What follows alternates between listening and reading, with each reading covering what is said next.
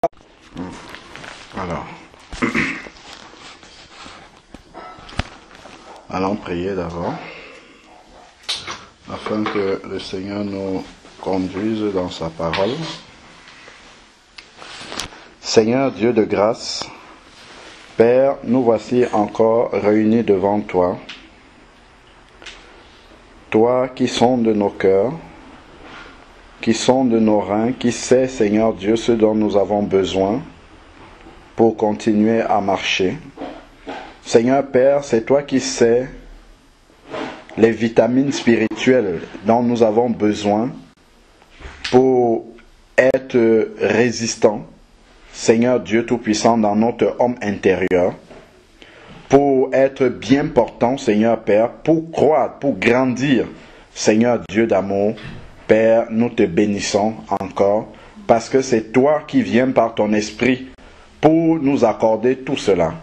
Donne-nous d'avoir des cœurs ouverts pour recevoir cette nourriture-là, afin qu'elle fasse du bien à notre homme intérieur et qu'il continue à grandir.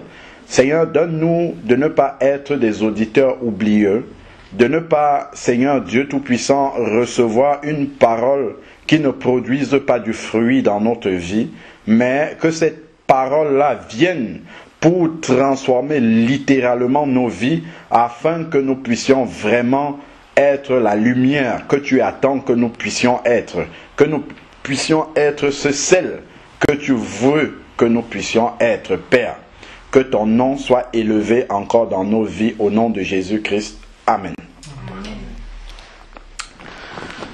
Lorsque nous prenons la parole de Dieu dans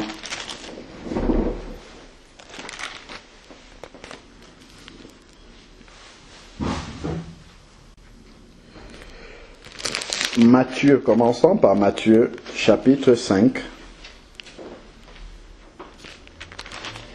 Matthieu chapitre 5.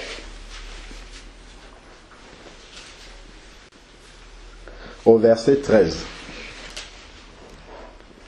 Matthieu 5, verset 13 dit, c'est vous. Jésus parle à ses disciples que nous sommes aujourd'hui. Il dit, c'est vous qui êtes le sel de la terre. Mais si le sel devient fade, c'est-à-dire sans goût, quelque chose qui est fade, c'est quelque chose qui n'a pas de goût. Et c'est quoi le goût en fait? Si vous faites un repas qui n'a pas de goût, lorsqu'on mange, on a envie de le vomir. Parce que en fait, les papilles n'arrivent pas à distinguer justement une saveur, n'arrivent pas à distinguer quelque chose de bon en fait sur les papilles là. Et ça, il n'y a rien qui se distingue en fait. C'est pour ça qu'on dit ça n'a pas de goût. Mais quand quelque chose a un goût, en fait, ce n'est pas comme la normale. C'est quelque chose, on dit c'est bon, parce que c'est quelque chose d'inhabituel. Donc, le mot fade est là pour dire quelque chose qui ne se distingue pas de ce qu'on a l'habitude de ressentir. Et ça, quand il parle, il dit vous êtes le sel de la terre, ça veut dire que si le sel que nous sommes est fade, c'est-à-dire ne se distingue pas, parce que le goût se distingue. Si tu rajoutes du piment, par exemple, dans ta nourriture, cette nourriture-là ne sera pas comme une nourriture ordinaire. Quelqu'un qui goûte ça va dire, oh là là. Ou bien si tu vas manger épicé, comme ils disent ici, on va dire, ah, cette nourriture-là n'est pas comme habituellement, il y a un goût, il y a une différence par rapport à ce qu'on a l'habitude, justement, de manger. Et le sel, maintenant, est cet élément-là qui vient donner une bonne saveur à la nourriture. Une nourriture sans sel, évidemment, n'est pas bonne. On va dire ça comme ça. Donc, ici, là, il dit, elle est fade. Mais si le sel devient fade, c'est-à-dire, c'est le sel qui est censé rajouter, quand on le rajoute dans une nourriture, il est censé apporter la différence. Il est censé relever le goût de la nourriture. Mais si on met le sel et que ce sel-là est fade, il n'apporte rien à la nourriture. Donc la nourriture est comme les nourritures quelconques, les nourritures voilà, qui ne se distinguent pas, qui ne sont pas forcément bonnes, qu'on a l'habitude de manger, de voir tous les jours. Mais le sel est censé vraiment apporter cette différence. Et quand vous voyez dans l'alimentation, il n'y a pas beaucoup de choses qui puissent remplacer le sel. Le sel est vraiment unique. Même les dérivés qu'on a faits sont des dérivés qui sont faits à base du sel quand même. Le sel a vraiment cette unicité-là de pouvoir porter le goût de l'aliment à un certain niveau que les autres aliments ne peuvent pas. Alors, donc, continuons. Avec quoi le salera-t-on? Donc, il y a besoin de donner un goût. Il y a besoin de porter l'aliment à une différence. Et on parle de la terre ici. C'est-à-dire que la terre est dans un état où elle a besoin, en fait, de quelque chose, d'un repère. Voilà. La terre a besoin d'une référence pour dire que quand on voit là-bas, c'est différent de ce que nous faisons. Mais si tu es fade, ça veut dire que tu es exactement comme les gens de la terre, en fait. Les gens du monde, les gens qui n'ont pas Christ. Donc, ils ne peuvent pas prendre la référence sur toi. Donc, tu ne peux pas être celle-là qui vient leur relever le goût et montrer la différence. C'est là que le Seigneur est en train de nous amener.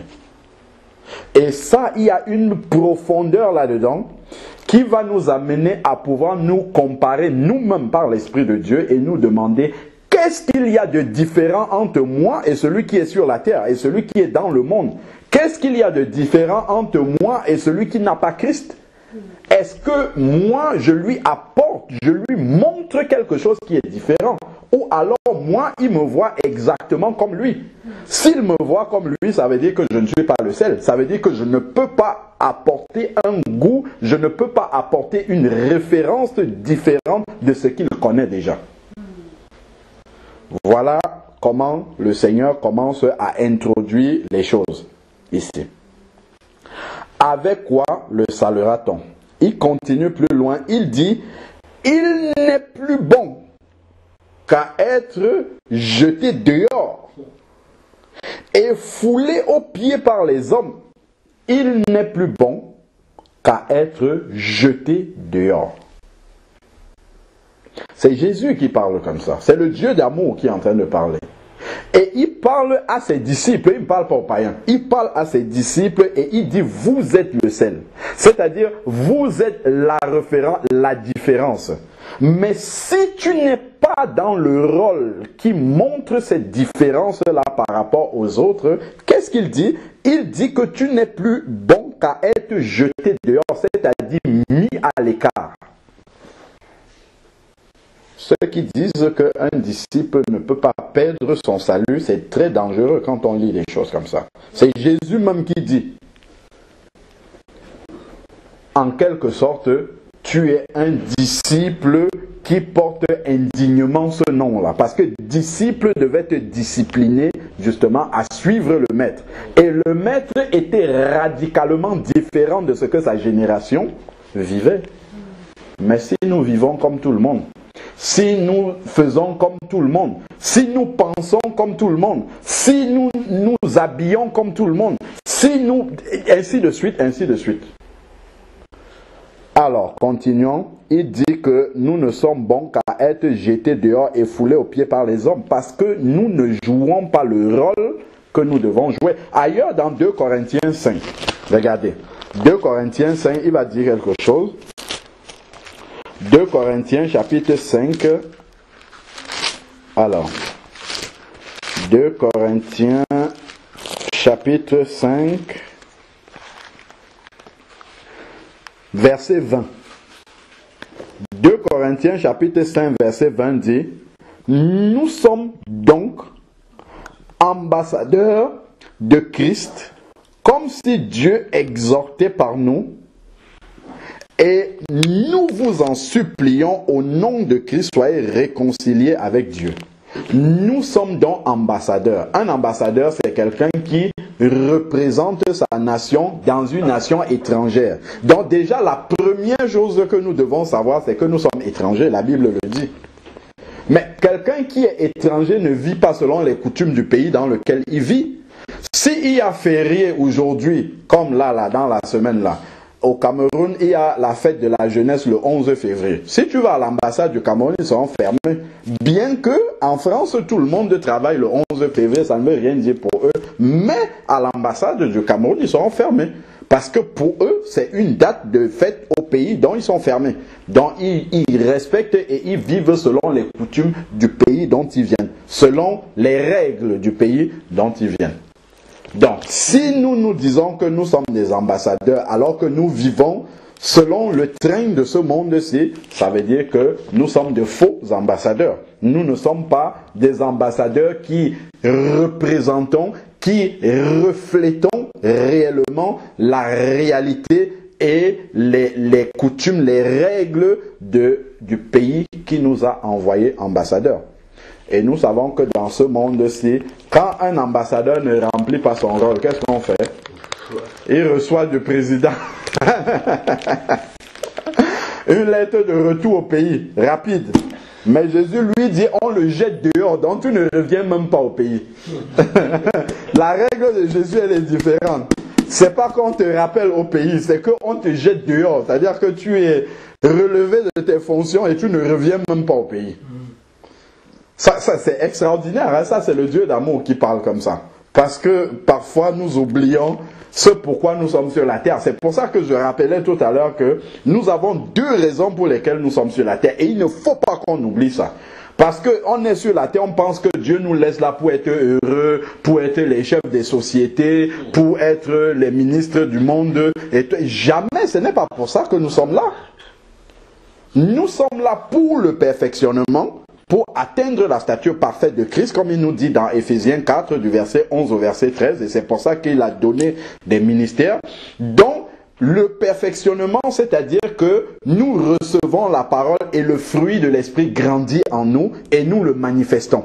Ça nous porte vers le perfectionnement, et là, quand le fruit de l'esprit grandit en nous, nous devenons en même temps des référents, des repères. Nous sommes différents, nous sommes le sel. Nous sommes cette différence-là que les gens peuvent voir et dire, ah tiens, quand je vois Thierry, vraiment, je vois qu'il est différent de nous. Il ne fait pas comme nous. Il ne pense pas comme nous, il ne rigole pas pour tout comme nous, et ainsi de suite.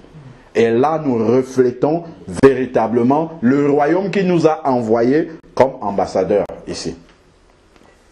Et donc, à ce moment-là, le perfectionnement, et deux, annoncer maintenant aux autres que, ah tiens, si vous voyez la différence en nous, c'est parce que nous ne sommes pas ici des vôtres. Nous représentons une autre nation, sachez qu'elle existe. Et c'est la nation dont Jésus est l'autorité suprême. C'est ça que nous représentons. Mais si l'ambassadeur est dans un pays et il ne parle jamais du pays dont il vient, imaginez-vous un peu. Ça, c'est le chrétien qui n'évangélise jamais, qui ne parle jamais de son pays. Regardez vous-même, déjà sur la terre des hommes là. Imaginez, on dit, bon, allez, hop, ambassadeur de Côte d'Ivoire en France. Il ne parle jamais de la Côte d'Ivoire. Jamais il est là en France, mais il ne parle jamais de la Côte d'Ivoire. Est-ce qu'il remplit le rôle pour lequel il est là? Mais rapidement, le président va le rapatrier, démissionner, radier de ses fonctions, on va le radier complètement. Mais qu'est-ce que tu fais là? Tu es censé ramener et montrer justement à quoi ressemble ton pays, quelles sont les valeurs de ton pays. C'est ce pourquoi on t'a envoyé en France, pour que la voix de ton pays porte aussi dans ce pays qu'est la France. Mais si tu es là, tu dis que tu es un ambassadeur, mais ta voix on ne l'entend jamais, tu parles le même langage que les gens du pays. Imaginez-vous que vous allez à l'ambassade d'Angleterre en France et que là-bas on ne parle que français, personne ne parle anglais. Vous allez vous demander, mais attends, tiens, je suis vraiment à l'ambassade d'Angleterre ou bien je suis à l'ambassade de Chine. Et tout le monde ne parle que français, tous les documents sont en français. Vous allez vous demander, mais est-ce que vraiment ce sont des Chinois? Vous voyez? C'est ça, quand on ramène, il y a des mots comme ça qui sont utilisés dans la Bible, que quand on le ramène à notre réalité concrète, on comprend que, mais en fait, nous sommes des faux témoins de Jésus, des faux témoins, des faux ambassadeurs. Parce qu'un ambassadeur qui ne parle jamais du pays d'où il vient, dont il est censé être le représentant, c'est quand même grave. Quand on regarde les ambassadeurs là, quand ils parlent toujours, ils commencent par dire au nom de son pays, et là, ils commencent à parler. De la même façon, au nom de Jésus, même si je ne dis pas au nom de Jésus, les paroles qui sortent de ma bouche au milieu des païens sont dans ma tête, dans ma conscience précédée au nom de Jésus. Parce que je sais que c'est en son nom que je vais poser tel ou tel autre acte. Donc, vraiment, il faudrait que nous en soyons véritablement conscients et que nous n'oublions pas ce pourquoi nous sommes là. Ce pourquoi nous sommes là. C'est pour ça que le Seigneur ne va pas se priver de reprendre un enfant de Dieu même qui peut être témoin. Le Seigneur peut le rappeler à lui parce que sa mission est terminée sur la terre. Il va mourir, il va partir, il va retourner. Pour le Seigneur, ce n'est pas un problème qu'un enfant de Dieu meure. Si jamais il doit retourner au ciel, ce n'est pas un problème parce que sa mission est terminée. Il était là pour une mission. Si on envoie un ambassadeur, on dit, bon, tiens, toi tu es, je ne sais pas moi, du Togo, tu vas aller représenter le Togo pendant 1 an en Russie. On ouvre l'ambassade là-bas. Après les 1 an, tu retournes, ta mission est finie. Donc, mais quand on va dire que, toi tu es chrétien, tu dois mourir, tu commences à paniquer, mais ta mission est finie. C'est parce que tu t'es tellement attaché. Imaginez-vous, le président du Togo dit à son ambassadeur de Russie, tu dois rentrer, il dit non, moi j'aime tellement le pays ici que je ne veux plus rentrer. En fait, tu as complètement oublié que, en réalité, mais tu étais étranger dans ce pays. Tu étais venu pour faire un travail et maintenant il faut que tu retournes. Que tu retournes d'où tu viens parce que c'est là-bas ton vrai pays. Mais on a du mal quand même. Regardez comment sur des choses simples, on se rend compte que l'évangile que nous pratiquons, mais c'est... En fait, on n'a pas encore commencé à comprendre véritablement qu'est-ce qui s'est passé quand on s'est converti. Qu'est-ce qui s'est réellement passé? C'est que Dieu nous a séparés totalement du monde dans lequel nous vivons. C'est pour ça qu'il va dire dans Ephésiens 2:6 qu'il nous a fait asseoir dans les lieux célestes en Christ avec lui. C'est là-bas normalement que notre esprit est assis. Le corps est ici sur la terre et fait le travail du Seigneur. Mais nous sommes assis avec lui dans le ciel. C'est là notre vrai plan. Notre vrai nous est là-bas en fait. La tête est dans les cieux mais les pieds et le corps sont sur la terre. C'est ça réellement. Mais nous avons tellement oublié ça parce que, infectés par la pensée de ce monde que nous avons fini par croire que, en fait, voilà notre vie, nous sommes là, j'ai mon petit travail, il ne faut pas que ça bouge, j'ai ma famille, tout ça, tout va bien. Tout... Mais si Dieu dit que, attends, tout ça, il faut que tu laisses parce que moi j'ai besoin de toi là où il faut que tu retournes. Tu vas dire, tiens, il faut que je parte déjà. Mais oui, c'était le but, non? C'était que tu étais là temporairement. La Bible dit que les anciens n'avaient qu'une seule pensée, ils pensaient à la cité céleste. Regardez ce que l'apôtre Paul dit toujours dans 2 Corinthiens, c'est un peu plus haut. Il dit qu'il est dans cette tente sur la terre, mais il aimerait bien rejoindre son domicile céleste. Ça, c'était vraiment quelqu'un qui avait compris qu'en fait, sur la terre, il n'est que là pour rendre service au Seigneur sur ce sur quoi il doit rendre service au royaume de Dieu. Mais il n'est pas là parce qu'il s'y plaît et qu'il se plaît de vivre là-dedans. Il sait que sa maison est dans les cieux. Dans les cieux, c'est là où est son vrai domicile. Et nous, il faut que nous pensons réellement à ça et que si nous sommes sur la terre, ce n'est pas pour construire et pour évoluer comme les gens de la terre, mais c'est véritablement pour bâtir l'œuvre et le royaume du Seigneur. Pas bâtir au sens de la terre, c'est vraiment refléter, parce qu'après on va dire, nous devons régner sur la terre, donc il faut faire... Non, pas du tout. Nous allons régner sur la terre pendant le règne de 1000 ans, au sens où les gens le pensent aujourd'hui. C'est pas le kingdom now. Nous devons régner sur le péché maintenant, voilà, quand nous sommes sur la terre. Alors, donc, revenons ici, là, nous sommes toujours simplement au verset 13 là, de Matthieu 5, où il dit, on le jette dehors, il est foulé aux pieds par les hommes.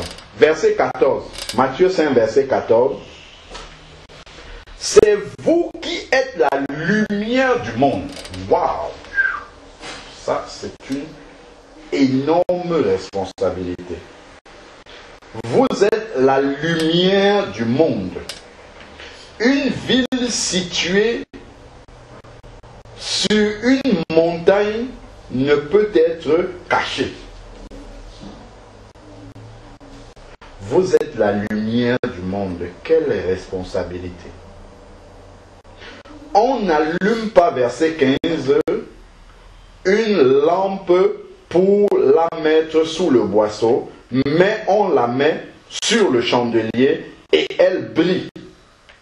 Elle ne brille pas pour elle-même seulement, pour tous ceux qui sont dans la maison. Que votre lumière brille ainsi devant les hommes, afin qu'ils voient vos œuvres bonnes et qu'ils glorifient votre Père qui est dans les cieux. Wow. C'est-à-dire, ce n'est pas les œuvres bonnes au sens humain du terme. Parce qu'il y a beaucoup de personnes, notamment ceux qu'on peut appeler les philanthropes ou bien des personnes qui sont gentilles, qui arrivent à faire beaucoup de bonnes œuvres humaines. Mais ce ne sont pas les œuvres qui sont inspirées de Dieu. Parce que quand un enfant de Dieu fait les œuvres qui sont mentionnées dans Éphésiens 2 au verset 10, à savoir les œuvres bonnes que le Seigneur a préparées d'avance afin que nous les pratiquions, ces œuvres-là sont différentes. Ce sont des œuvres qui sont inspirées de Dieu et qui marquent vraiment la différence avec ce qu'un païen peut faire. Parce qu'un païen peut faire une bonne œuvre.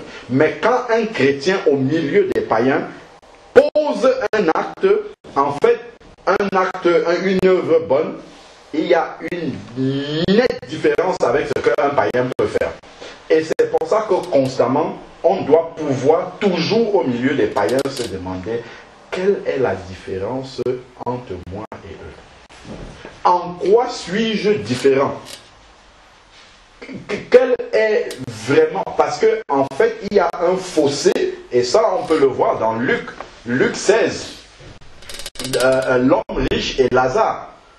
L'homme riche qui menait une vie brillante sur la terre et Lazare qui mangeait à sa table. Mais une fois qu'ils sont morts, chacun a pris une direction différente et le fossé, Abraham dit à l'homme riche que entre vous et nous, il y a un précipice en fait que personne ne peut traverser pour que nous ne venions pas là où vous êtes et vice versa. Et ça, spirituellement, ça existe déjà là sur la terre. C'est-à-dire qu'entre un païen, quelqu'un qui ne connaît pas Dieu et toi, vous aurez beau être les meilleurs amis du monde, entre vous, il y a un gouffre qui existe. Mais s'il ne voit jamais ça manifester, si vous parlez le même langage, vous aimez les mêmes choses, vous avez la même pensée sur tout, ça veut dire qu'en fait, tu as un problème. Tu n'es pas le sel de la terre du tout. Tu n'es pas la lumière, parce que la lumière est celle qui vient éclairer au milieu des ténèbres. Elle est celle, regardez la pièce qui est sombre maintenant. Il y a plein de choses qu'on ne voit pas, mais une fois qu'on va allumer, tout de suite, il y a quelque chose qui va arriver et qui va commencer à se montrer. Quand la lumière arrive dans une pièce sombre, les choses qui étaient dans le noir, qui étaient dans l'obscurité, commencent à être visibles. Parce qu'on voit la lumière, et donc dans la lumière, on voit des choses qui n'étaient pas normales, voilà. Mais il faut qu'il y ait cette lumière-là. C'est-à-dire un élément de comparaison. Quand les gens voient ta manière de faire, ta manière d'agir, ils sont interpellés. Ils se disent vraiment, celui-là, celle-là, elle a quelque chose que nous n'avons pas. Il y a quelque chose de différent. Ça peut se manifester d'une autre façon. Ça ne se manifeste pas toujours par des éloges. Ou quelqu'un va venir dire, ah vraiment, non, pas toujours. Parce que les gens sont habités aussi par des esprits. Ça peut se manifester par un rejet total. C'est-à-dire que les gens commence à te détester pour rien, à s'en prendre à toi pour rien. Bon, pour rien, toi, mais toi, avec le discernement du Seigneur, tu sais que c'est parce que tu n'es pas dans leur moule. C'est parce que tu ne fais pas les choses comme eux. C'est parce que moi, je vois par exemple à la fête de Noël, moi, dans le service où je suis, toutes les années, ils organisent un pot pour Noël. Ils ont appelé ça, ils s'offrent des cadeaux. Moi, je suis allé voir la responsable de mon service. Je lui ai dit que je ne peux pas être là. Ils vont faire une photo d'équipe après. J'ai dit, je peux venir à la fin pour faire la photo d'équipe parce que je fais partie de l'équipe. Mais au moment où vous allez partager votre repas, je ne pourrai pas être là. Et je lui ai expliqué pourquoi. Je lui ai dit parce que je suis chrétien et je ne fête pas Noël. Je ne peux pas aller à l'encontre de mes convictions et je ne peux pas être là et n'étant pas à l'aise alors que vous êtes en train de vous réjouir, donc je ne viendrai pas. Quand je suis nouveau encore, hein, nouvellement arrivé, mais je lui ai dit ça. Et puis elle a commencé à me titiller, elle dit, mais c'est quelle branche du christianisme? Je lui ai dit que non, dans la Bible, il n'y a pas la fête de Noël. Et ça m'a permis de lui rendre ce témoignage-là. Ben, j'aurais pu dire, oh, bon, ça va quand même me donner l'occasion de témoigner, de trouver de fausses excuses, en fait, parce que je ne veux pas affirmer que je ne prends pas part à ça. Et elle a commencé à me demander, mais tes enfants, tu n'achètes pas de cadeaux? Mais non, je n'achète pas de cadeaux, ça va jusque là. Et les collègues ont commencé à poser des questions, ainsi de suite. Là, tu montres que tu es. Pourtant, j'aurais pu faire comme eux. Et il y a eu d'autres pots, d'autres pots de départ, tout ça. Je suis là normalement. Donc, elle voit que c'est pas que je suis un sauvage qui ne veut pas se mélanger aux autres, mais c'est que quand ça touche des domaines auxquels je ne suis pas, qui ne rentrent pas dans mes valeurs, je ne participe pas à ça. Et ça, c'est clair, ça montre la différence nette. Et ça, ils le savent. Et je n'ai pas besoin de faire des palabres avec eux pour ça. Je leur dis simplement que, bon, moi, ça, là, sur ce sujet-là, non. C'est comme là, récemment, là, il y a un collègue, bon, ça peut choquer un peu, hein, il y a un collègue qui a perdu son papa. Allez, hop, le jour de la cérémonie, on envoie un message, un mail à tout le monde. Le jour de la cérémonie, on va envoyer une gerbe de fleurs pour qu'on aille déposer. C'est bien, ça peut paraître une très bonne action d'ailleurs, mais moi je ne participerai pas. Aller déposer une gerbe de fleurs, c'est un culte de mort. Je ne peux pas participer à une chose pareille. Je ne peux pas donner mon argent pour qu'on achète une gerbe de fleurs. Elle a déjà avancé les sous et puis elle a réparti, mais moi je ne donnerai pas. Et je lui dirai pourquoi je ne donne pas. Pour qu'elle le sache. Et ça montre une nette différence. Et ça peut entraîner le rejet des choses. Puisque tout le monde le fait. Mais pourquoi toi, et ça peut entraîner vraiment des conséquences où on te met à part totalement. Mais il faut assumer. Il faut assumer. C'est vraiment une marche à contre-courant. Parce que justement, on n'est pas de... Eux, ils le font dans l'ignorance. Voilà ça, par exemple. Pour le monde, c'est une bonne action. Un collègue a perdu son papa, on cotise, on lui jette de fleurs et tout, c'est bien. Mais moi, je suis allé voir la responsable, je lui ai demandé le numéro de téléphone où elle n'avait pas, mais le mail du collègue. Moi, j'ai envoyé un mail d'exhortation à ce collègue-là, d'encouragement, que le Seigneur le bénisse, que le Seigneur l'encourage, le console et tout ça. Et il m'a répondu, il me dit vraiment, ça m'a fait beaucoup de bien et ainsi de suite. Moi, ça, c'est la démarche que j'ai. Je ne veux pas la gerbe de fleurs, personne n'appelle, personne ne prend de ces nouvelles, tu vas envoyer. Ça, c'est les automatismes du monde. Allez, groupe, on cotise, allez, une gerbe de fleurs, voilà la gerbe de fleurs de l'équipe et puis c'est terminé. Non, moi, je n'agis pas comme ça. Mais là, par contre, c'est même les gens qui ne t'aiment pas. Oui. Donc, même les gens qui ne t'aiment pas, effectivement, même les gens qui ne t'aiment pas. Par contre, celui qui ne t'aime pas, pour qu'il s'asseye pour écrire un mail comme ça, où il te dit vraiment que Dieu te console, que, en tout cas t'encourager des messages de sympathie, ça va être difficile. Parce que ça va à l'encontre de ce qu'il a dans le cœur. Donc pour arriver à te dire ça, lui-même il sera dans le mensonge, dans l'hypocrisie. Ça va être différent. Ça va être difficile plutôt pour lui de pouvoir le faire. Donc déjà, dans la manière dont il m'a répondu, j'ai compris qu'il y avait quelque chose de différent. Je me rappelle encore, je prends des exemples sur des choses que j'ai vécues, hein, pour des choses de pratique pour nous montrer que vraiment, le Seigneur ne nous demande pas des choses extraordinaires. mais vraiment dans des choses pratiques, on peut refléter la lumière du monde. De façon simple, hein, de façon vraiment simple. Regardez, j'étais dans un autre travail où il y avait une collègue qui a une maladie, je ne sais plus trop comment elle l'appelait, c'est une maladie orpheline où elle tombait souvent dans les pommes au boulot. Elle est sur son ordinateur comme ça, après hop, elle tombe dans les pommes. On appelle les pompiers et tout ça. J'ai appris ça une fois. Elle n'était pas encore dans le même rôle que moi. Et j'avais cherché son contact. J'ai demandé son numéro de téléphone à des gens.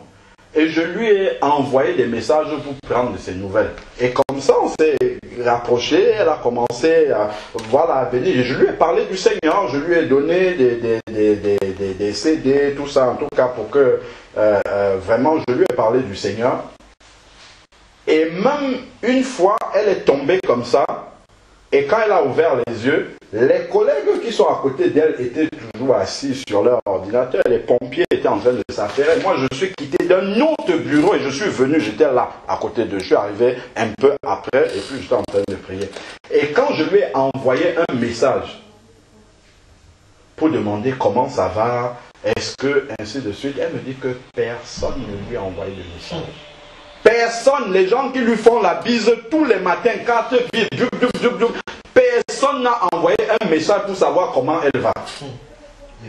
Mais c'est des trucs, mais c'est là où tu vois que, mais c'est dans des détails, comme je t'assure que je suis parti de ce boulot-là. Cette collègue-là, puisqu'on fait des missions qui vont jusqu'à 3 ans, ainsi de suite, cette collègue-là, quand elle partait, quand elle aussi, elle a fini sa mission là-bas, moi je suis déjà dans une autre mission, elle m'a appelé pour que je vienne participer à son pot de départ, dans l'ancienne mission où j'étais. Parce qu'elle a gardé ce lien-là. Elle m'a dit, dans la nouvelle mission, je vais venir, si tu veux, on peut manger ensemble, ainsi de suite. Ça l'a tellement touché. Elle m'appelle son amie. Elle dit que je suis un ami pour elle, ainsi de suite. Ce sont des petites choses comme ça. Montrer, même que ce soit à l'école, que ce soit au travail, que montrer une différence aux gens, que nous ne sommes pas seulement là parce que nous sommes réunis par le travail. Parce que beaucoup de gens dans le milieu professionnel, la plupart même d'ailleurs, ont des automatismes en fait qui montrent une superficialité. Tu peux voir des gens qui mangent ensemble tous les midis, mais quand il est derrière avec l'autre, il mal parle de celui-là.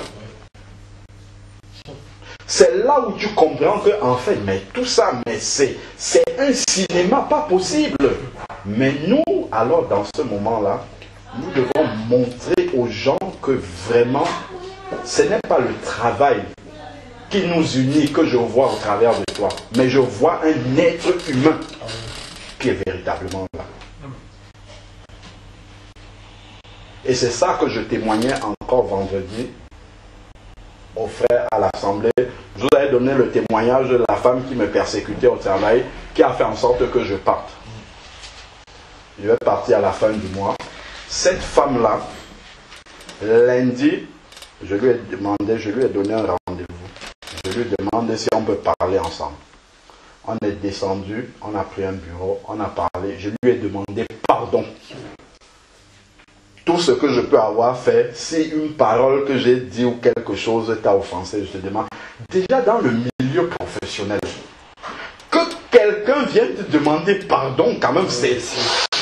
La personne doit se dire, il est fou. Quelqu'un que tu fais partie d'un travail qui vient te demander pardon. Waouh! Mais ça, je dis que le nom du Seigneur soit béni, qu'elle s'en souvienne toute sa vie, que quelqu'un ait fait. Qui peut demander pardon dans le milieu professionnel? Si ce n'est parce qu'il vise quelque chose, parce qu'il sait que s'il te demande pardon, tu vas l'aider à faire. Mais je vais partir, je n'ai plus rien du tout, je n'aurai plus rien à faire avec elle. Je la prends, je lui dis vraiment, pour le moment, ça ne sert à rien que je parte, on est dans les palabres, les problèmes, ainsi de suite. Je te demande pardon pour tout ce, et puis sache que toi, parce que quand tu demandes pardon à quelqu'un, il faut lui dire aussi des choses qu'il t'a faites qui n'étaient pas bien. C'est pas que je lui dis, tu as fait ça aussi, je n'ai pas fait. Tu sais, un païen ne va jamais reconnaître. Donc déjà, elle ne comprenait pas la démarche. Elle m'a encore rempli, accablé de plein de choses et tout. J'ai dit non, je prends sur moi. Je lui dis même, je pars injustement. Elle me dit non, c'est juste que tu pars. Je dis ok, je prends sur moi, j'ai tout pris. Et je lui avais apporté un cadeau. Quand j'ai vu qu'elle ne comprenait pas vraiment le sens et tout, j'ai dit bon ok, c'était vraiment pour que quand je vais partir d'ici, il ne faut pas que quand on se retrouve là, que je change de trottoir parce que j'étais vu. Derrière les projets, tu me dis tu as un projet, derrière les projets, il y a des hommes. Nous sommes des êtres humains. Nous sommes des êtres humains. Donc ce n'est pas parce qu'il y a un projet, ça. Non, nous restons des êtres humains. Donc vraiment, ça ne sert à rien qu'on se sépare dans des... Non, c'est pour ça que j'ai voulu vraiment qu'on parle, qu'on fasse la paix par rapport à tout ce que tu as pu faire là. Sache que vraiment, même tout ce que tu m'accuses là, tout ça je prends, c'est pas grave. Et là, quand je lui ai sorti le cadeau, elle me dit qu'elle regrette. Elle ne voulait pas que ça en arrive là, que ça soit pas sa faute que je dois partir et tout. Elle me dit qu'elle regrette et elle était désolée vraiment. Elle était au bord des larmes quand je lui ai dit et tu me donnes un cadeau. On était dans un bureau. Je me suis levé et j'ai embrassé cette femme-là. Et je lui dis non. Je l'ai tapé comme ça dans le dos, c'est ma responsable. Je lui ai tapé dans le dos, je lui dis non, il n'y a pas de problème, ne t'inquiète pas pour moi. Le Seigneur a prévu déjà autre chose pour moi. Et pendant qu'on parlait, je n'ai pas arrêté de lui dire que si je fais cette démarche-là, c'est parce que je suis chrétien. Je ne peux pas accepter de me séparer avec toi comme ça. Et je suis sûr que cette démarche-là va marquer cette femme-là. Tu as fait partie, quelqu'un, il vient, il te demande pardon, il t'offre un cadeau, il te prend dans ses bras. Ce sont des petites choses, de toutes petites choses comme ça, qui vont montrer aux païens. Déjà, quand j'avais parlé à ma responsable de Noël, là, elle m'a dit que mais ça ne nous était jamais arrivé. Nous, on a toujours fait ce pot-là, c'est normal. Bon, oublie Noël, prends ça comme un pot d'équipe. Je dis, le mot là seulement me dérange dans votre fête-là. Et le fait de vous échanger des cadeaux, ça me dérange. Donc je lui ai dit, même si tu dis c'est un pot habituel, pour moi déjà il y a un problème. Dans les autres pots, il n'y a pas de souci. Si quelqu'un part ou bien les pots que vous... Mais là, le truc de Noël, là, à la période de Noël, non, moi ça m'embête. Donc c'est vraiment des actes simples. Ça nous coûte, hein. Ça nous coûte parce que quand tu es devant quelqu'un qui t'a fait des choses, c'est pas évident, hein. C'est pas des choses simples.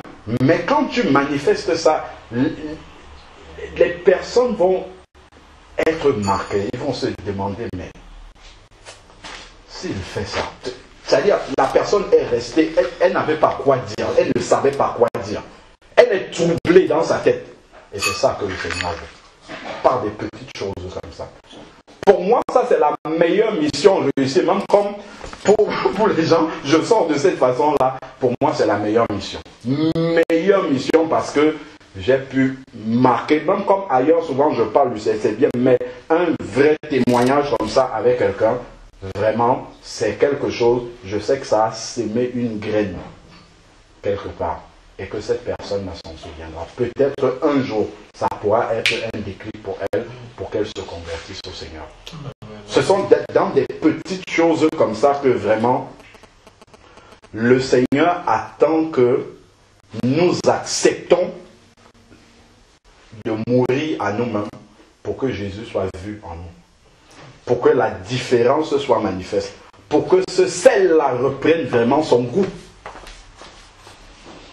Mais il y a un collègue, quand j'étais en train d'être persécuté, on n'est que 2 noirs, il y a un troisième qui est venu. Mais mon collègue m'a pris à part, il me dit que, mais non, nous on sait d'où on vient, on est africains, tout ça, tu ne peux pas laisser qu'on t'écrase comme ça. Je vois écrit sur toi dans le hall et tout, gars, mais tu ne peux pas laisser ça.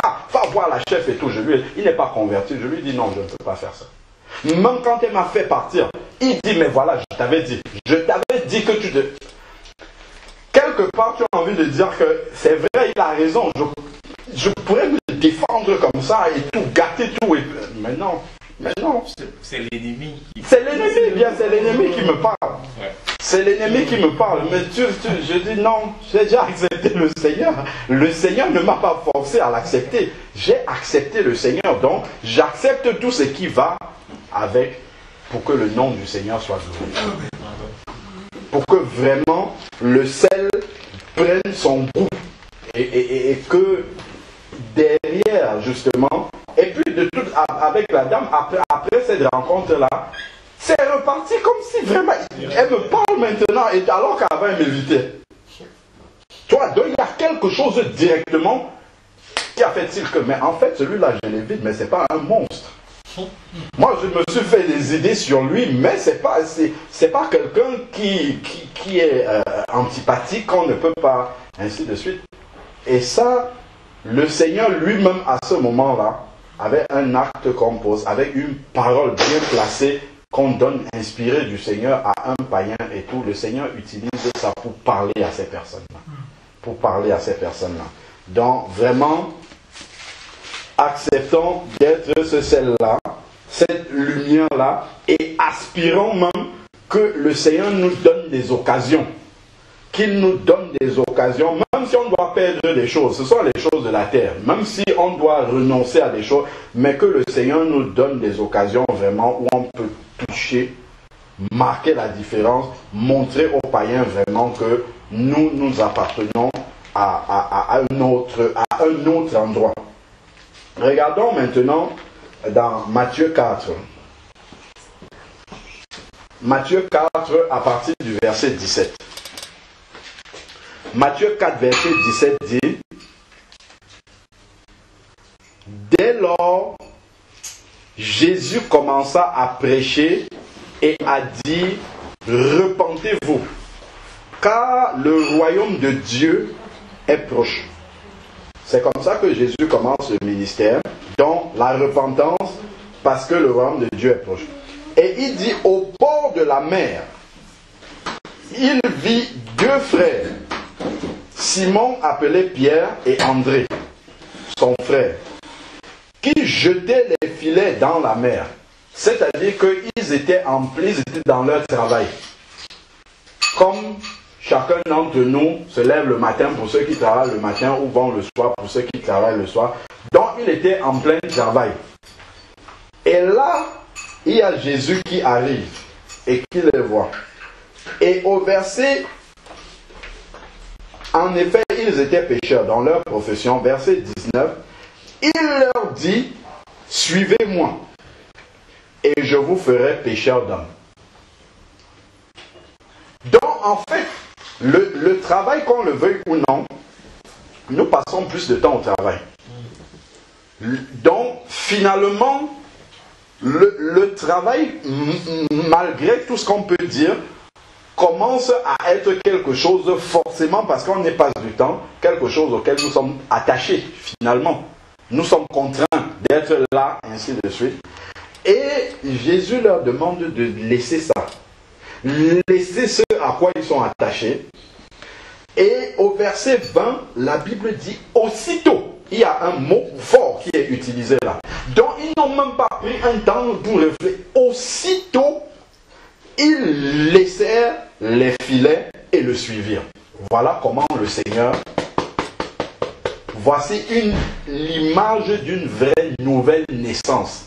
Une nouvelle vie qui va commencer. Là, en fait, elle est physique, elle est visible, mais même dans notre pensée, dans notre esprit, c'est ça qui doit se passer quand on rencontre le Seigneur.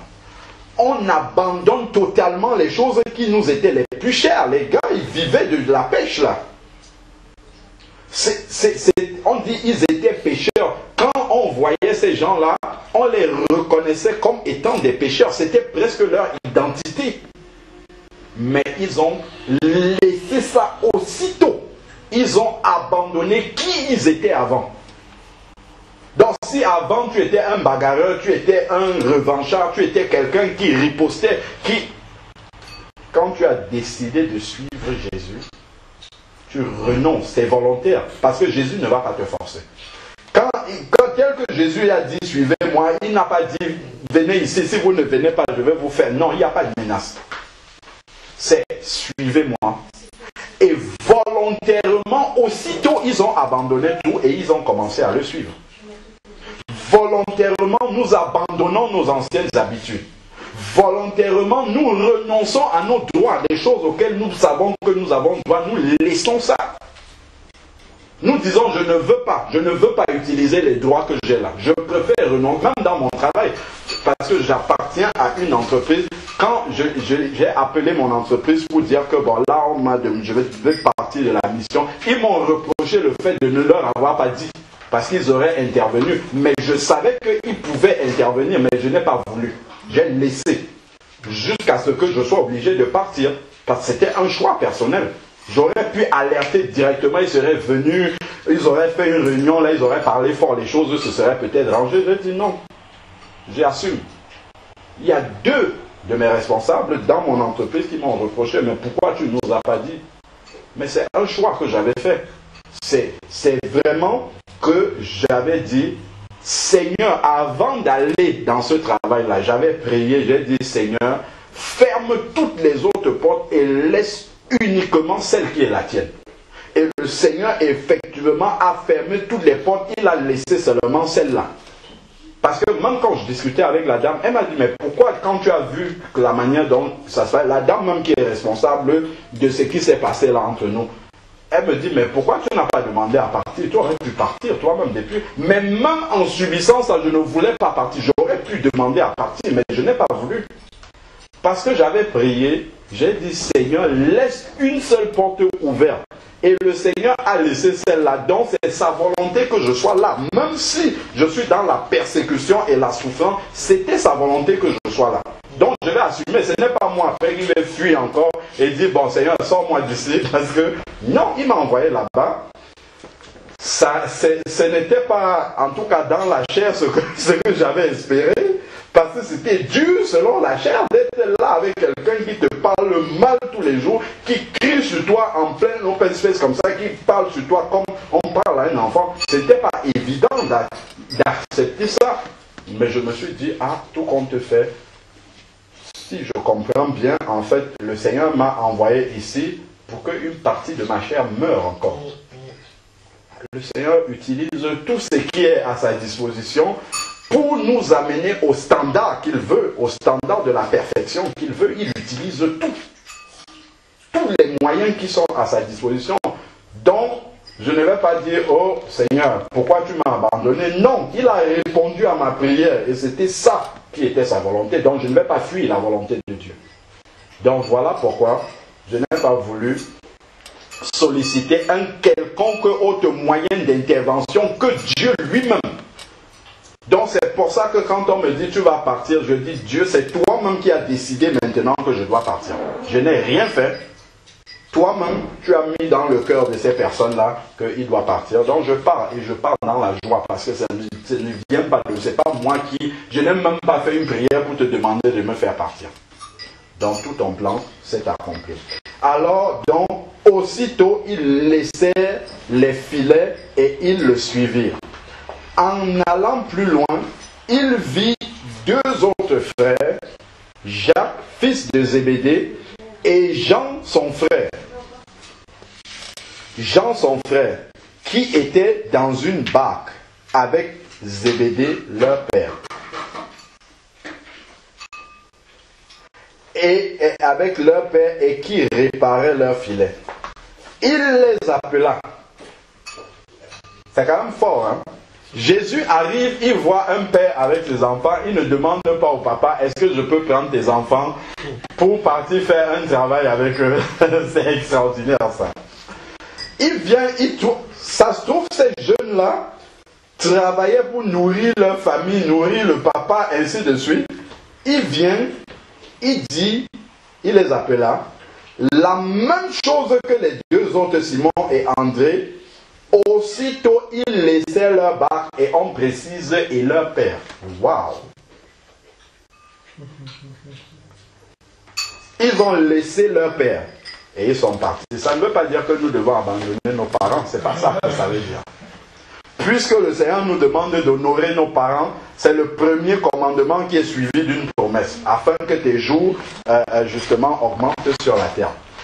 Mais là, on comprend que dans l'appel, quand on rencontre le Seigneur, en fait, il y a une séparation radicale qui va se faire avec la famille. Totale. Sauf si la famille est en Christ. Si le papa décidait de suivre aussi Jésus, c'est différent. Le papa va rester et les enfants vont partir. Donc il y a une coupure radicale qui se fait avec la famille. C'est pour ça que Jésus va dire à Nicodème, dans Jean 3, ce qui est chair est chair, ce qui est esprit est esprit. Donc là, on entre dans les choses de l'esprit et le papa n'a plus son mot à dire là-dedans. Non, il peut avoir son mot à dire, mais maintenant, les enfants sont dans la situation où est-ce que j'obéis à Dieu ou est-ce que j'obéis à mes parents? Si jamais ils s'y opposent. C'est la question de dire, ah, moi je suis né catholique, dans ma famille, tout le monde est catholique, pour rien au monde je ne peux changer, je vais mourir catholique. Ça c'est le cas de nous montrer vraiment que avec le Seigneur c'est pas comme ça, c'est pas une affaire de famille. Ah, mes parents prient dans telle assemblée, je vais nécessairement prier là où mes parents... Non, c'est pas comme ça. Nous avons la révélation personnelle déjà de Jésus. C'est ce que ça montre là. Jésus n'a pas demandé aux parents. Jésus se révèle personnellement aux gens. Et là, maintenant, je suis Jésus et je fais ce qu'il me demande de faire. Je n'attends pas ce que la famille me demande de faire. Je n'attends pas ce que mes parents, mes frères, mes soeurs, ma femme me demandent de faire, mes enfants, non. Voilà pourquoi Jésus va dire, celui qui aime son père, sa mère, plus que moi, n'est pas digne de moi. Ce n'est pas qu'il ne faut pas aimer ses parents, si, il faut les aimer. Mais si on entre dans une situation où la volonté de Dieu, la volonté des parents devient opposée à celle de Dieu, ou la volonté de la famille devient opposée à celle de Dieu, je dois choisir la volonté de Dieu. Et subir les persécutions de la famille, évidemment. Parce que c'est ça qui va suivre. Et Jésus est même allé plus loin. Bon, donc on a dit, ce qui est cher, c'est dans Jean 3.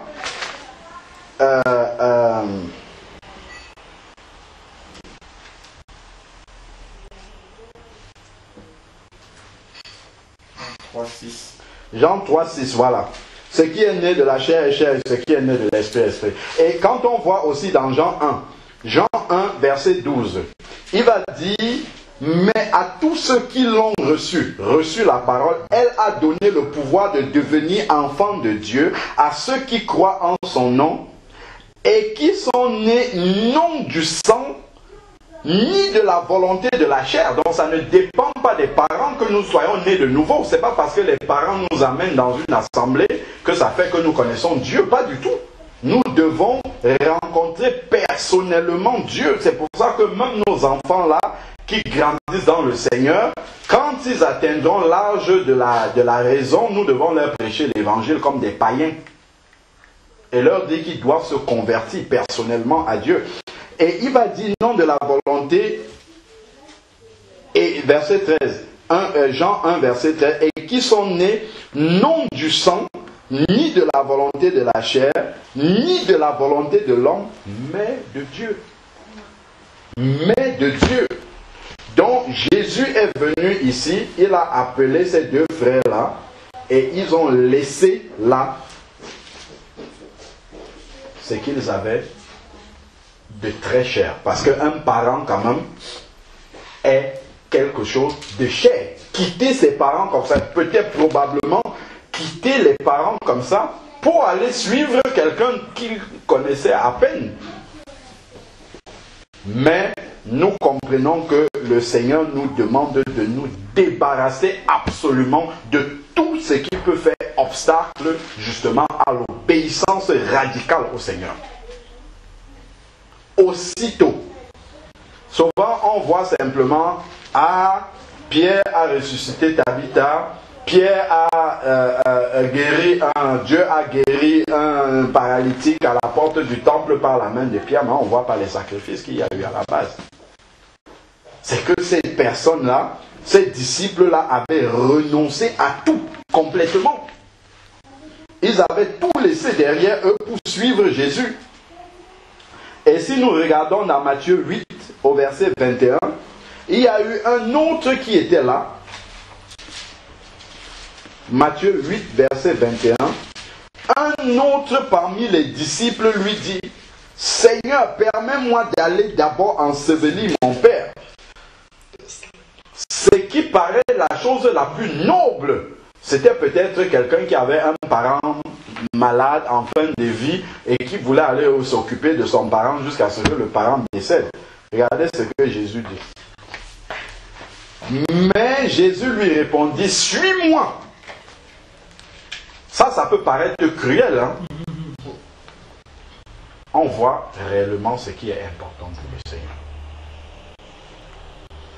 Toi, suis-moi. Ne t'intéresse pas à ce qui... Et regarde, il dit, mais Jésus lui répondit, suis-moi et laisse les morts spirituels enterrer leur mort physique.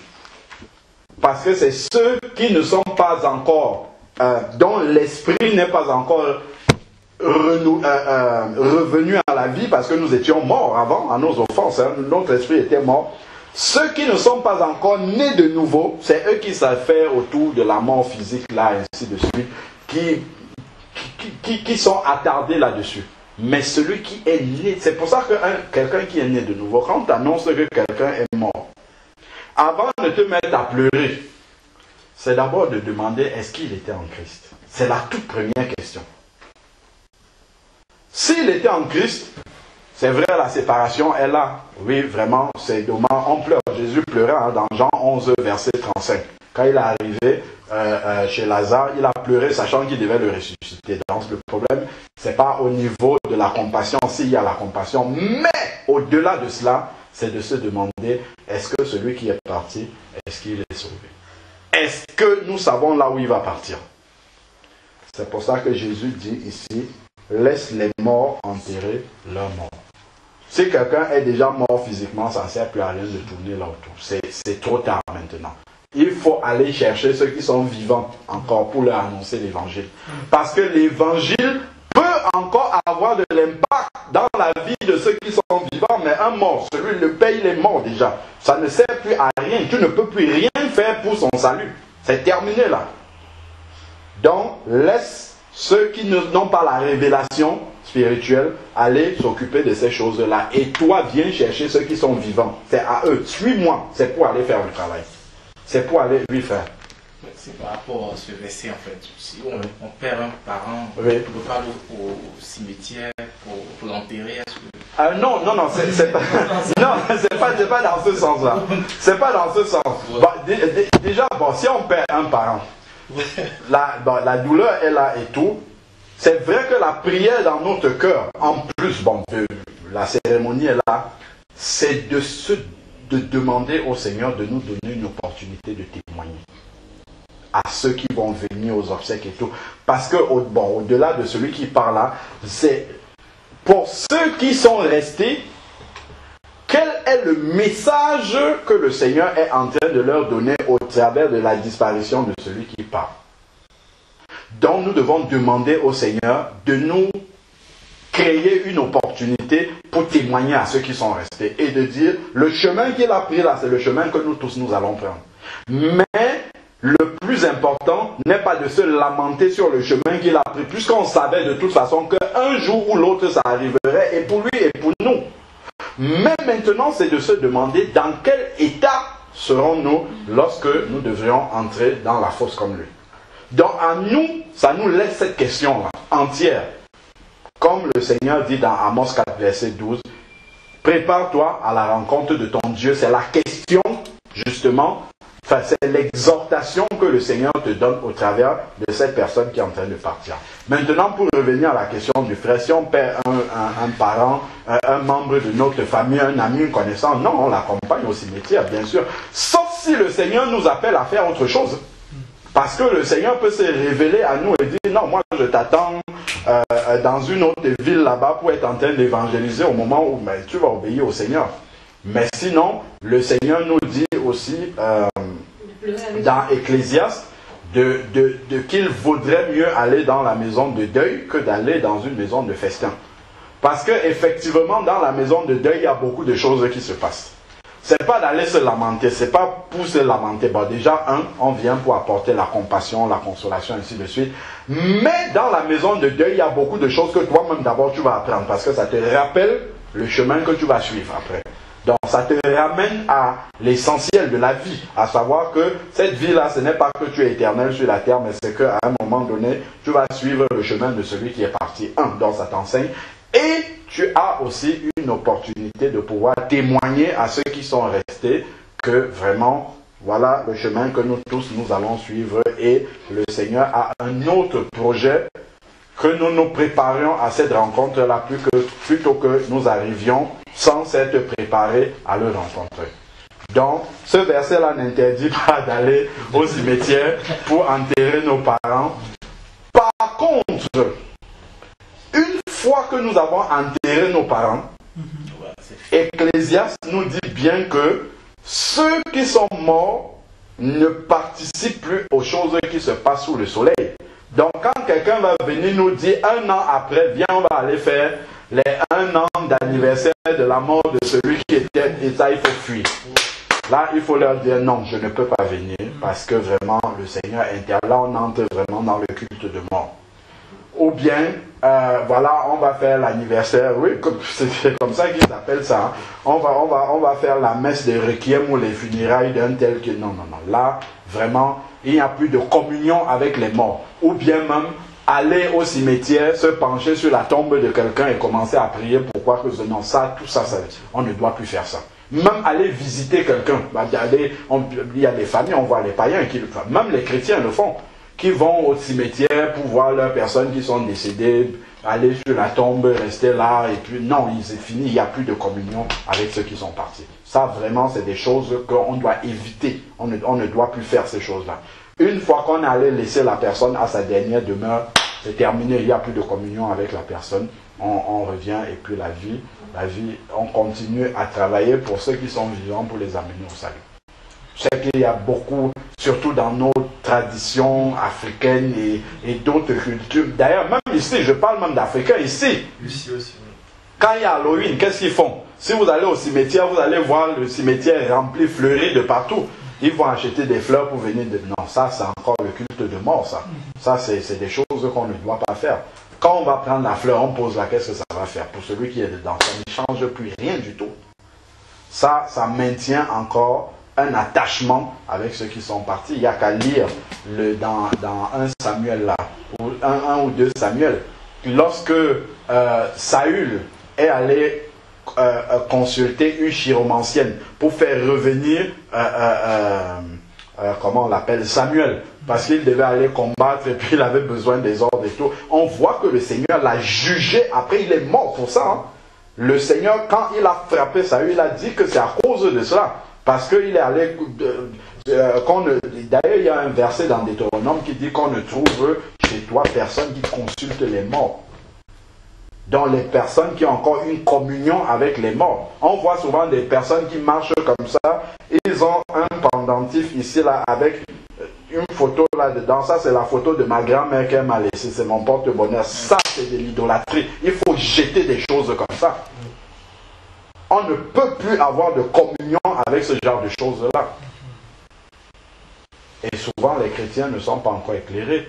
Et nous sommes souvent étonnés des choses qui se passent dans la vie des chrétiens. On dit normalement, un chrétien ne peut plus être attaqué, enfin, en tout cas être possédé par les démons ou bien des choses. Mais parce que dans leur vie, ils ont encore des objets, des choses comme ça qu'ils ont gardées et qu'ils ne doivent pas avoir. Ce sont des portes qu'on a ouvertes. Ce sont des portes qu'on a ouvertes. Après, on va commencer à rêver des personnes qui sont mortes, qui vont venir nous parler. Ah, j'ai vu ma grand-mère qui était morte, qui est venue me dire. Ce sont des portes que nous avons laissées parce que nous sommes encore en communion avec ces gens. On a lu tout à l'heure dans Ecclésiaste 5 que les rêves sont issus de la foule de soucis et des choses que nous avons dans la tête. Si nous sommes, dès que tu marches un peu, tu ouvres le médaillon pour voir la tête de ta grand-mère. Après, quand elle te vient en rêve, tu es étonné. Pourquoi? Pourquoi tu es étonné de ça? Non. Ça ne doit pas t'étonner. Tu as toi-même ouvert une porte. Donc c'est pour ça que la parole nous appelle à nous séparer radicalement de tout cela. Donc le Seigneur nous appelle à être vraiment cette lumière du monde-là, à nous séparer radicalement de tout ce qui ressemble au monde et vraiment de nous atteler, de demander à l'Esprit de Dieu de nous donner des occasions pour montrer, pour marquer la différence avec le monde. La différence dans le bon sens de leur montrer le modèle qu'ils doivent suivre. C'est vrai que dans l'absolu, c'est souvent difficile, et ainsi de suite. Ce sont des combats, en fait, par lesquels nous allons passer. Mais nous devons demander au Seigneur de se glorifier dans notre faiblesse, dans ces combats-là que nous allons traverser. Nous devons demander au Seigneur vraiment de se glorifier, parce que c'est ce pourquoi nous sommes là. C'est ce pourquoi nous sommes là. Si on oublie que nous sommes là pour cela, et que nous commençons à bâtir pour la terre, effectivement, là, on a oublié, comme l'ambassadeur qui oublie le contenu de son portefeuille, c'est pourquoi il est venu dans le pays étranger et qui commence justement à se lier avec tout ce qui se passe dans le pays, à vivre comme les gens du pays. Donc, nous devons vraiment rester centrés sur l'essentiel, la mission pour laquelle nous sommes sur la terre et porter du fruit pour le royaume de Dieu et vraiment le fruit qui est digne du royaume de Dieu. Ça doit être notre aspiration. C'est vrai que parfois nous tombons, parfois même comme ça, quand tu es en retard au travail, dans ton cœur, tu es triste, mais tu n'es pas triste parce que ton patron va te faire une remarque. Mais tu es triste parce que tu donnes un mauvais témoignage. Tu vois, c'est plutôt cette tristesse-là que nous devons avoir. La tristesse de donner un mauvais témoignage du Seigneur. Plutôt que la tristesse parce qu'un homme ou une femme va te faire une mauvaise remarque, ou bien ça peut avoir une incidence sur ton devenir dans le travail. Ce n'est pas ces choses-là qui doivent justement inspirer notre tristesse et notre remords par rapport à ça. Comme moi, en tout cas pour tous les enfants de Dieu, j'exhorte aussi, quand nous avons ces choses-là, déjà, ce n'est pas par notre fait, c'est parce qu'on n'a pas pu faire autrement. Et quand nous tombons là, nous demandons pardon à Dieu. Parce que nous n'avons pas donné un bon témoignage pour le royaume de Dieu. Donc nous demandons pardon à Dieu plutôt que d'aller expliquer au patron pourquoi nous sommes en retard. Ce n'est pas d'abord la première chose qu'il faut faire. C'est d'abord demander pardon à Dieu. Puis ensuite, maintenant, s'il faut expliquer quelque chose au patron, on va lui dire, voilà, je suis en retard parce que le train a eu un accident, je ne sais pas trop quoi.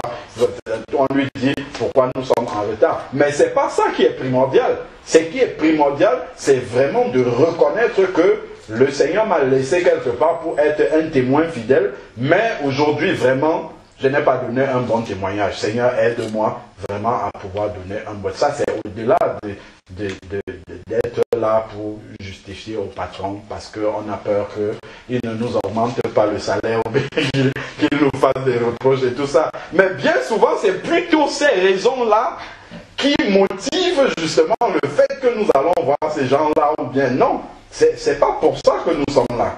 Nous sommes là vraiment pour refléter le modèle que le Seigneur veut que nous ayons. Et nous avons l'exemple d'Israël. Israël qui est le peuple choisi par Dieu, le peuple physique de Dieu, c'était un peuple que Dieu avait choisi pour montrer l'exemple aux autres peuples. Mais quand Israël n'a pas répondu à l'appel de Dieu, n'a pas pu être ce modèle-là, s'est rebellé avec le coup raide, le Seigneur s'est tourné vers les païens. C'est pour ça que Jésus a dit, si le sel devient fade dans Matthieu 5 là-bas, qu'est-ce qu'on fait? Avec quoi le salera-t-on? Il ne sera plus bon qu'à être jeté dehors. Donc si nous ne sommes pas un témoin, un vrai témoin, nous n'aspirons pas à être un véritable témoin, une véritable lumière qui brille au milieu des ténèbres pour le Seigneur. Ça veut dire que nous ne lui sommes aucune utilité sur la terre. d'aucune utilité. Donc notre prière quotidienne doit vraiment être, quand on se lève comme ça le matin, c'est de demander au Seigneur, Seigneur, aide-moi à être un témoin fidèle cette journée. Dans toutes les circonstances que tu permets, aide-moi à être un témoin fidèle, à montrer la différence. Vraiment la différence. Moi, je bénis Dieu pour ces occasions-là. Et encore une autre, excusez-moi, les choses ne font que me venir en tête. Il y a en face de là où je suis, là où je travaille, c'est un beau bâtiment, beau et tout ça, en plein Paris et tout. Et devant ce bâtiment-là, il y a 200 abris qui campent là tous les jours. Avec leurs couettes, leurs couvertures et tout ça. Et j'aime quand je passe là, je commence à blaguer avec eux. Et il y a les collègues qui sont là, les gens qui passent. Je parle avec eux et tout. Ah tiens, tu n'as pas une pièce là, j'ouvre mon sac, je viens, je le salue et tout. Ça, c'est des choses qui peuvent troubler, rendre fou des personnes. Mais comment tu es assis avec eux dans le bureau, tu sors, tu parles à des personnes que personne ne voit. Ça, ce sont des choses qui marquent des personnes, qui marquent l'esprit des gens. Ils vont se dire, mais comment est-ce que toi, tu arrives à t'approcher de ces personnes-là? Mais ils ne peuvent pas te reprocher ça, parce que Dieu a mis la conscience dans l'être humain. Eux-mêmes, à l'intérieur de quand ils te voient faire ça, ils reconnaîtront que vraiment, ce sont des êtres humains comme nous. Sur des choses comme ça, au moins. Ce sont des êtres humains comme nous. Nous n'avons pas le courage d'approcher ces personnes-là. Mais voilà quelqu'un qui est assis ici avec nous. Il a tout le confort que nous avons dans le bureau. Mais quand il sort, il pense à ces personnes-là. Il va y parler avec eux. C'est facile de passer, de jeter une pièce loin. C'est facile. Les païens font ça. Mais venir rester avec eux et parler comme ça c'est autre chose, ça. Ça, c'est une autre dimension. C'est pas seulement de lui donner de quoi. Oui, bien sûr, tu lui donnes de quoi il a besoin, mais tu restes, tu parles avec lui, alors comment, ainsi de suite. Et ça, ce sont des, je vous assure, ce sont des petites choses comme ça qui marquent vraiment la limite, la différence entre ce que le monde est capable de faire, même dans ses bonnes œuvres. Voilà par exemple une bonne œuvre. Celui qui donne la pièce et toi aussi qui apporte aussi qui donne la pièce. C'est une bonne œuvre. Les deux sont une bonne œuvre. Mais l'autre va jeter, il va partir. Il ne va même pas lui dire bonjour. Il va peut-être faire un beau sourire du coin de l'œil. Du coin, juste du côté comme ça. Parce qu'il a la conscience, juste il se dit que il faut quand même. Mais toi, tu vas t'arrêter. Alors, ça va bien, le foie, tu supportes bien, ainsi de suite. Mais ça, déjà, ça touche ces personnes. Ça va les toucher. Mais donc, quelqu'un, lui, il est là, avec tout ce confort-là. Mais quand il nous voit, il nous prend pour des êtres humains. Il ne nous prend pas pour le décor, simplement. Nous ne faisons pas partie du décor, mais il sait que derrière, il y a des êtres humains qui sont là. C'est dans ces choses-là, ces petites choses-là, justement, que le Seigneur attend. Quand nous regardons dans Matthieu 25, le Seigneur dit, j'ai eu soif, j'ai eu faim, vous m'avez donné à boire, ainsi de suite. Des fois, le Seigneur permet qu'il y ait ces personnes-là à notre compte, juste pour voir comment nous réagissons par rapport à ces personnes-là, qui sont radicalement différentes du moule, du modèle que la société donne.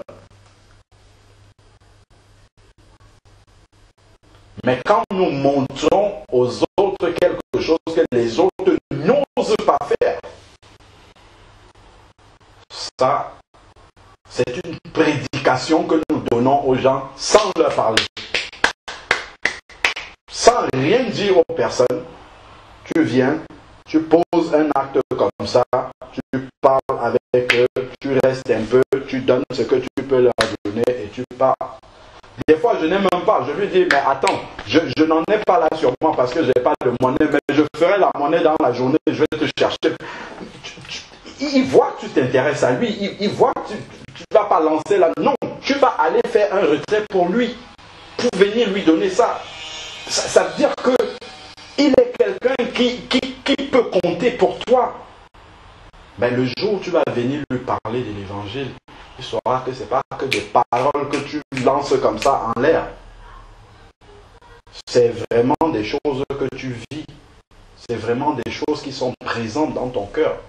Et la parole que tu vas lui donner aura beaucoup d'impact. D'ailleurs, quand je leur dis, mais que Dieu te bénisse, lui aussi il m'appelle mon frère. Il me dit, mon frère, que Dieu te bénisse.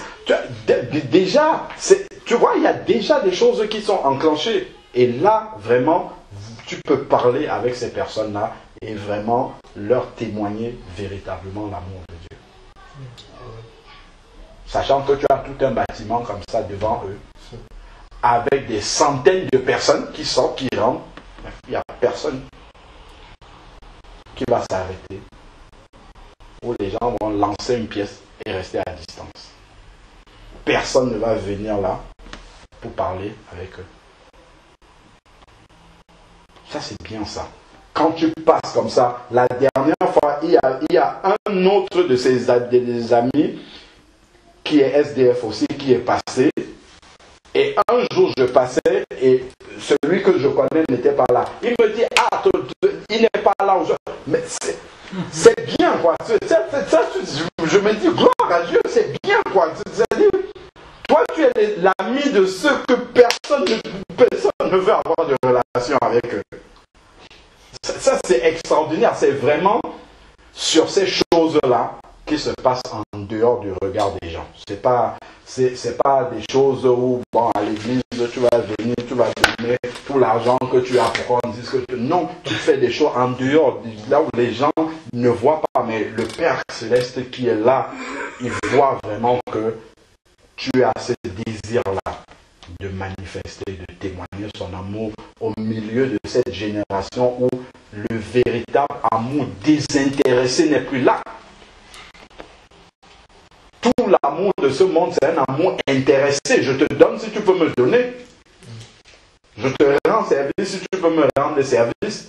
Mais le Seigneur dit à la fin de Matthieu 5, mais si nous donnons, regardons, Matthieu 5 là-bas, à la fin, il va dire quelque chose. C'est pour ça qu'en tout, nous devons toujours nous demander en quoi nous sommes différents des païens. Regardez à partir du verset 43. Matthieu 5, verset 43. Il dit, vous avez entendu qu'il a été dit, tu aimeras ton prochain et tu haïras ton ennemi. Mais moi, je vous dis, aimez vos ennemis, bénissez ceux qui vous maudissent, faites du bien à ceux qui vous haïssent et priez pour ceux qui vous maltraitent et qui vous persécutent. Alors vous serez fils de votre Père qui est dans les cieux, car il fait lever le soleil sur les méchants et sur les bons. Il fait lever le soleil et sur les méchants et sur les bons. Ce n'est pas parce qu'on prie et Dieu exauce que nous sommes dans la volonté de Dieu. C'est ça que ça veut dire. Même les païens ou bien les personnes qui désobéissent, Dieu peut aussi exaucer leurs prières. Donc c'est pas parce que Dieu exauce nos prières, on va dire, bon ok, Dieu est content de nous. Bon, ça c'est juste une parenthèse. Et il fait pleuvoir sur les justes et sur les injustes. Voilà. Il envoie la bénédiction autant sur les justes et sur les injustes. Voilà, verset 46 maintenant. Il dit, en effet, si vous aimez ceux qui vous aiment, quelle récompense aurez-vous? Si tu vas seulement offrir des chocolats à tes collègues qui t'offrent des chocolats tous les jours, qu'est-ce que tu fais de différent? C'est à celui-là qui ne peut rien te donner, il ne peut rien t'offrir, c'est à lui que tu vas donner. C'est ça que le Seigneur dit dans l'autre passage, que lorsque tu organises ta fête, n'invite pas tes voisins et tout ça qui peuvent te rendre. Invite les estropiés, invite les mendiants, des aveux, les personnes qui ne peuvent pas te donner en retour. C'est cela qu'il fait. C'est dans ces actes-là que tu vas toucher vraiment le cœur de Dieu. Et à la fin, ici, là, il dit, verset 46, en effet, si vous aimez ceux qui vous aiment, quelle récompense aurez-vous? Les péagers aussi n'en font-ils pas autant. Si vous saluez seulement vos frères, que faites-vous d'extraordinaire? Les païens aussi, eux-mêmes, n'en font-ils pas autant? Donc, en fait, ça nous amène à chaque fois à nous demander, même si je pose un acte qu'un païen peut poser, peut arriver à poser, c'est quoi la différence entre lui et moi? C'est quoi la motivation que j'ai dans mon cœur par rapport à lui? Et en quoi ma manière de me